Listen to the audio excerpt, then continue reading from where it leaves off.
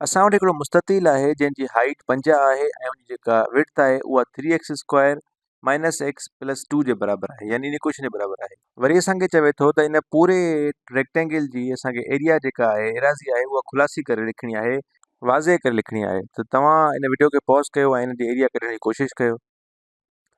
हाणे अचो त गॾिजी कयूं था। त हाणे हिते असां वटि हे जेको टे नंढा नंढा असां वटि रेक्टेंगल्स आहिनि, जीअं हिकिड़ो इहो आहे ऐं इन जी हाइट असांखे मिलियल आहे 5।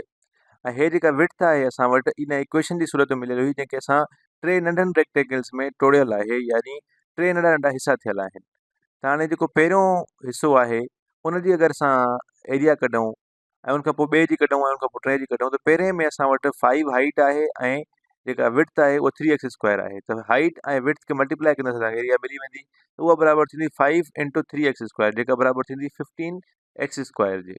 ऐं साॻे तरीक़े सां अगरि असां ॿिए ट्राइंगल ते अचूं त उन में असां वटि हाइट आहे उहा 5 आहे ऐं विड्थ जेका आहे असां वटि -x आहे। त 5 मल्टीप्लाई थींदो -x सां ऐं असांजो जवाबु अची वेंदो -5x।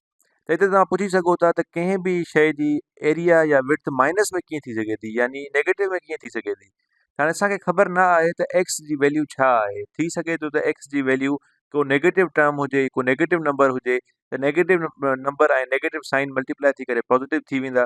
त इहे शयूं तमामु एब्स्ट्रैक्ट आहिनि, यानी असांखे ख़बर न आहिनि हाली हिन जी वैल्यूज़ छा आहे, ऐं सिर्फ़ु असां वटि तब्दील थींदड़ जी सूरत में आहे। ऐं उहो जॾहिं हल थींदो त पोइ असांखे उनजी सही वैल्यू ख़बर पवंदी त इन जी एरिया केतिरी हुई या इहो अंग छा आहे जेको एक्स हुयो। त हाणे टे ते अचूं था। जेको टियों नंढिड़ो मुस्ततील ठहियलु आहे, इन में असां वटि हाइट आहे 5 ऐं असां वटि विड्थ आहे 2। त असांजो 5 मल्टीप्लाई थींदो 2 सां, इहो बराबरि थींदो 10 जे। त हाणे जेको पूरो मुकमल मुस्ततील आहे उनजी जेका एराज़ी आहे इन टिनिनि जी एराज़ी जे जोड़ जे बराबरि थींदी। असां इन टिनिनि खे जोड़ में लिखूं था। जीअं पहिरियों जेको आहे उनजी वैल्यू आहे 15x², ॿिए जी वैल्यू आहे -5x ऐं टे जी वैल्यू आहे +10।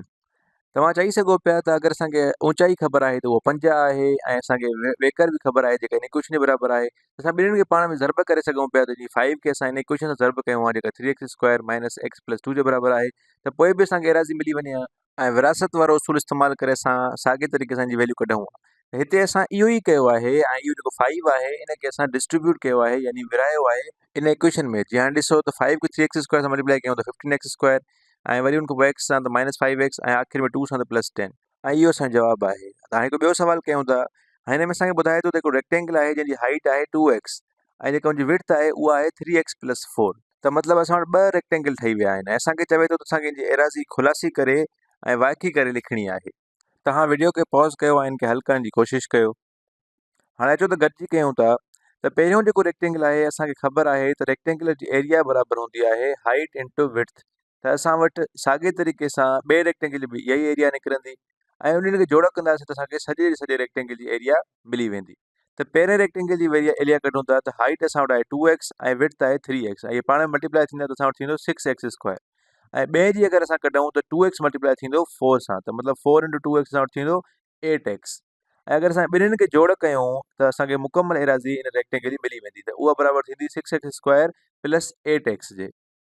ऐं असां हिनखे ईअं बि करे सघूं पिया त हाइट खे विड्थ सां डायरेक्ट मल्टीप्लाई कयूं आहे। जीअं 2x हाइट हुई त हुनखे 3x + 4 सां डायरेक्टली बि मल्टीप्लाई करे सघूं पिया, त पोइ बि असांखे एराज़ी मिली वञे हा। अगरि असां 2x खे 3x सां मल्टीप्लाई कयूं त असां वटि थी वेंदो 6x² ऐं 2x खे 4 सां मल्टीप्लाई कयूं त असां वटि 8x थी वेंदो। ऐं इहा असांजी इन जी एराज़ी निकिरंदी पूरे जे पूरे रेक्टेंगल जी। ऐं इहे ॿई आइडिया असांखे साॻी शइ ॿुधाए रहिया आहिनि जेका डिस्ट्रीब्यूटिव प्रॉपर्टी आहे। त अगरि असां हुनखे डायरेक्टली कयूं या हुनखे नंढनि पार्टिकल्स यानी नंढनि टुकड़नि में तोड़े करे उनखां पोइ कयूं, जवाबु पोइ बि असां वटि साॻियो ई निकिरंदो।